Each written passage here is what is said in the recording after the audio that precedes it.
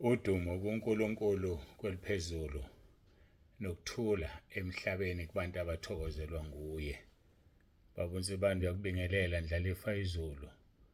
Ngithi uJesu Kristu inkosi, siyambonga siyamdumisa kakhulu uNkulunkulu wethu.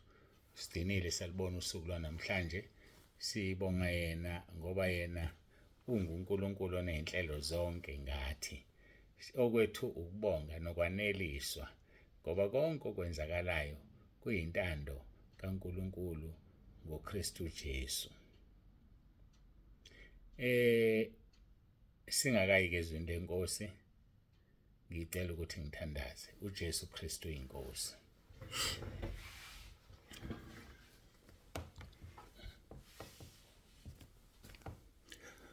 Babongcwele babolungileyo, uNkulunkulu onomusa, ngiyathoba phambi kobuso bakho, siyakubonga nangaso lesi sikhathi nangothando sithande ngalo. Ngiyacela ube kanye nathi-ke kule nkonzo, ukhulume uzambule. Bonakalisa amandla akho uNkulunkulu ezulwini, uNkulunkulu emhlabeni, uNkulunkulu ezinzulwini zonke. Yonke into ekhona ivele ngoba wena uthanda, ngaphandle kwakho akuvelanga lutho.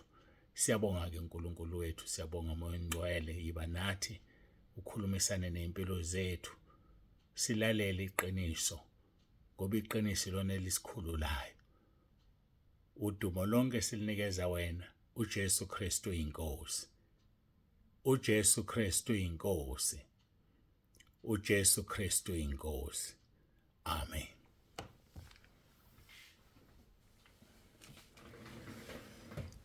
Siyambonga uNkulunkulu kakhulu, siyamdumisa abangcwele.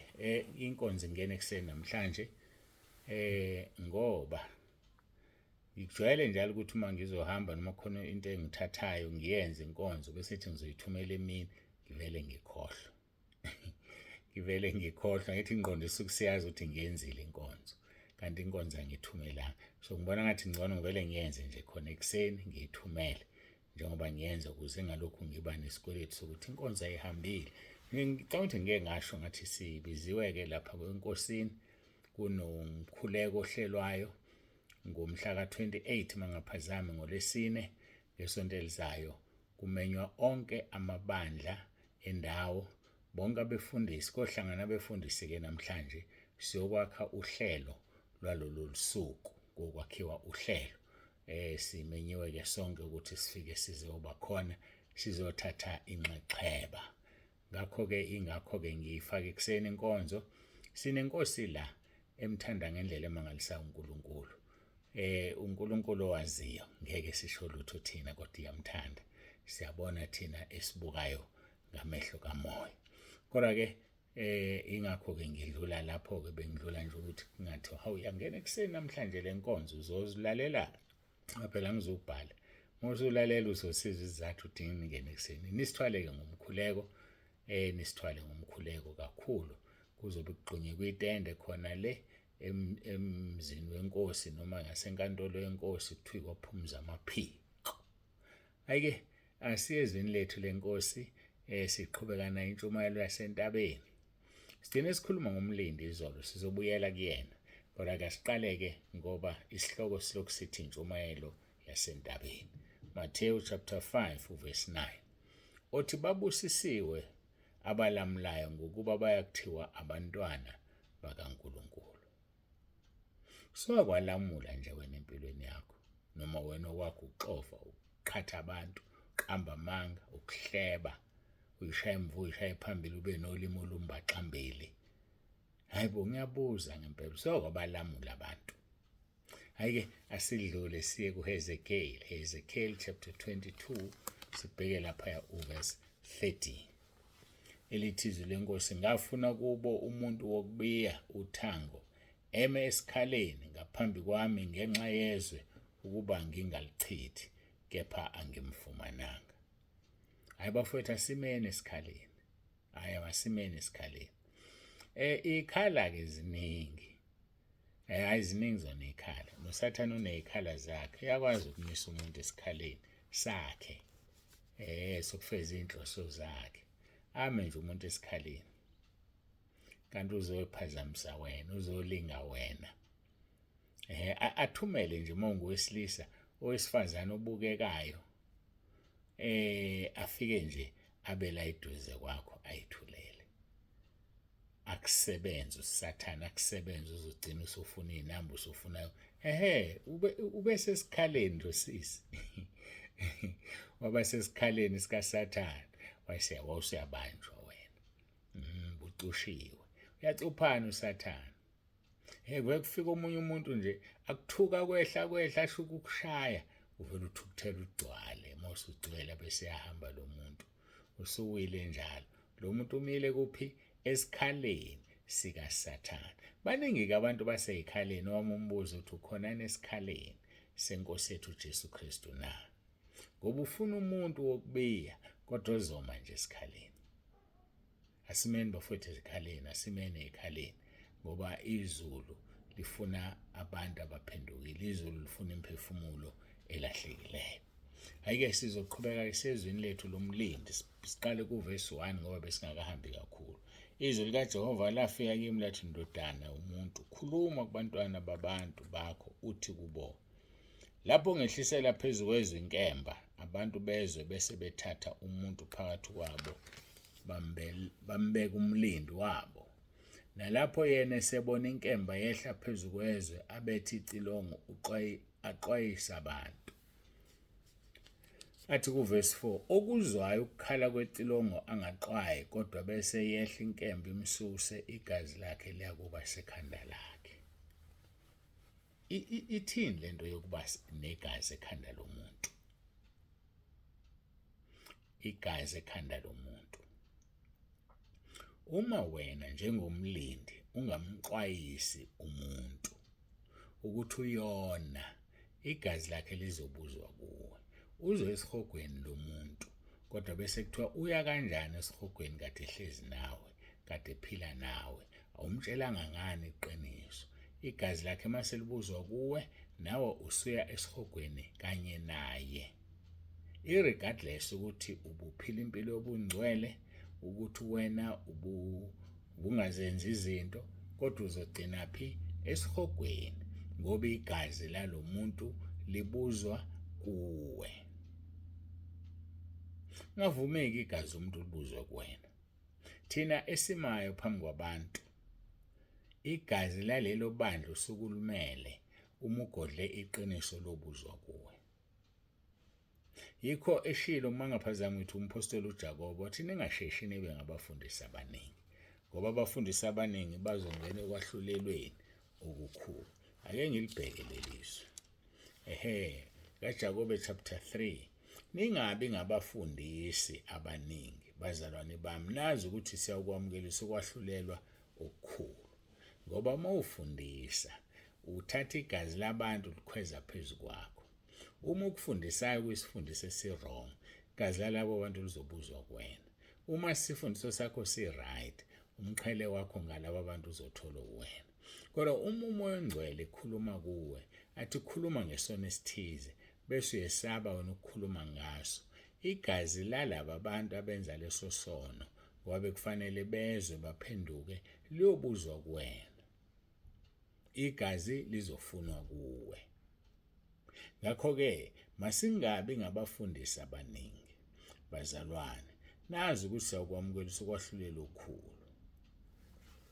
Isizathu nje leso, uma phambi kwabantu uyazi wena, so mawazi bazise phela labo maphambi kwawo. So akona umsebenzi olula nongawugijimela nje ngobuso umsebenzi wokuma phambi kwabantu.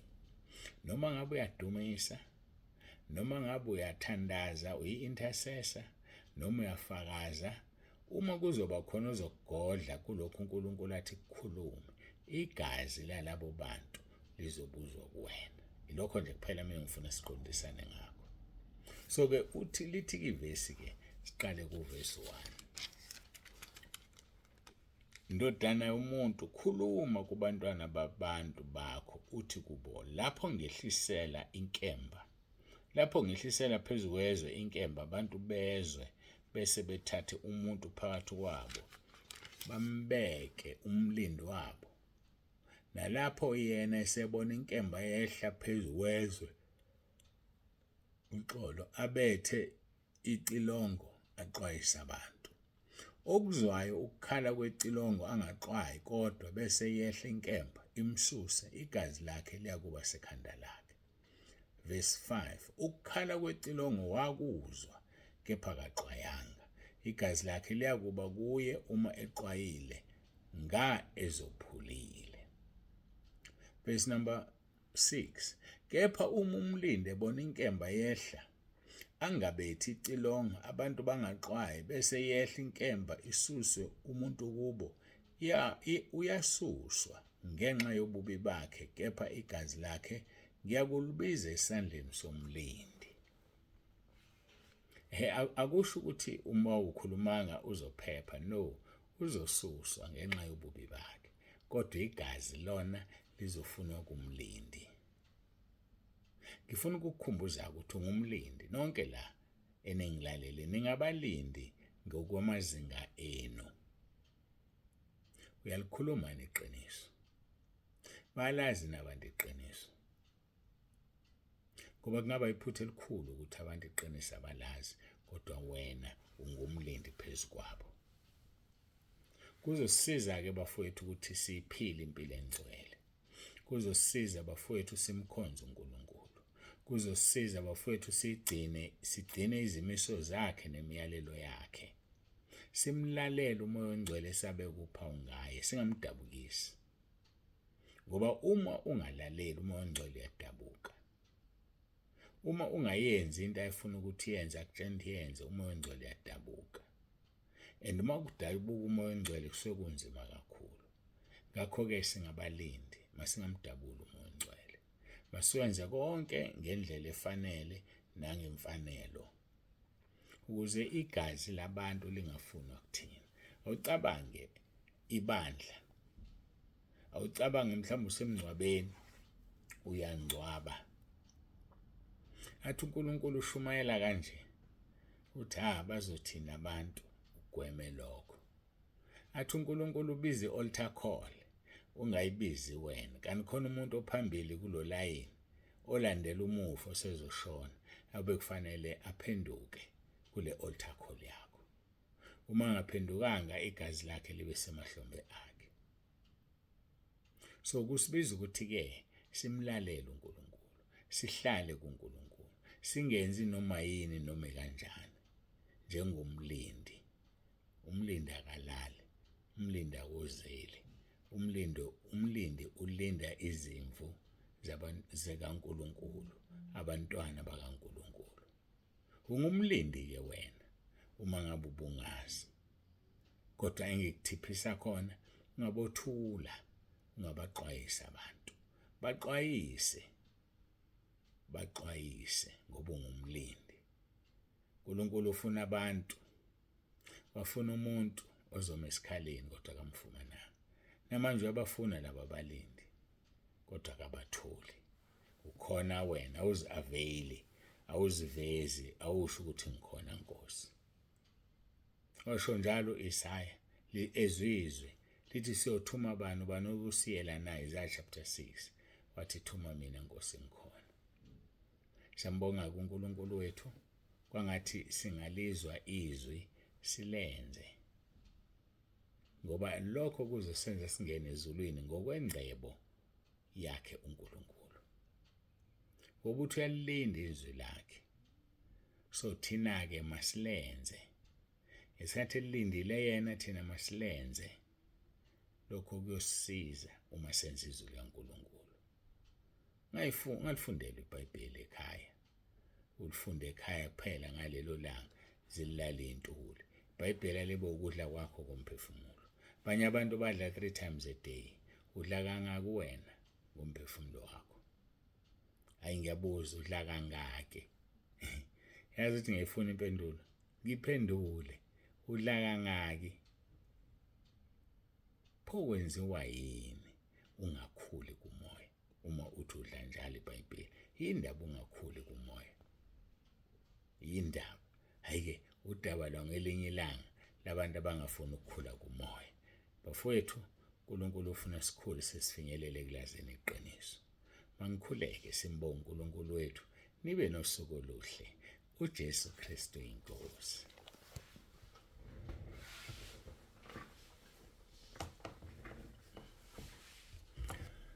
babongcwele babolungileyo, uNkulunkulu wethu nomusa, siyazithoba phambi kobuso bakho, siyabonga ngendlela osithanda ngayo. Siyabonga Nkosi Jesu ukwazi ukuthi singabalindi, sisize siwenze ngokuthembeka lo msebenzi. Igazi labantu lingafunwa kithina, kodwa kube lo naloyo igazi lakhe libuzwe kuye, ngoba ulalelile wayenza intando yakho, walenza izwi. Busisa-ke bonke abalalele emakhaya noma ikuphi la belalele khona, babusise Nkosi, babusise ubabiyele. Ngicela konke lokho egameni lomfelo wethu uJesu Kristu ophilayo. uJesu Kristu inkosi. uJesu Kristu inkosi. uJesu Kristu inkosi. Amen.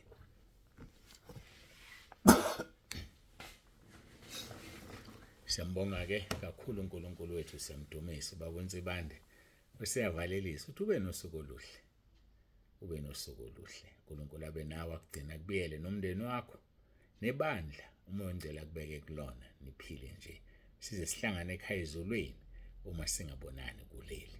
uJesu Kristu inkosi.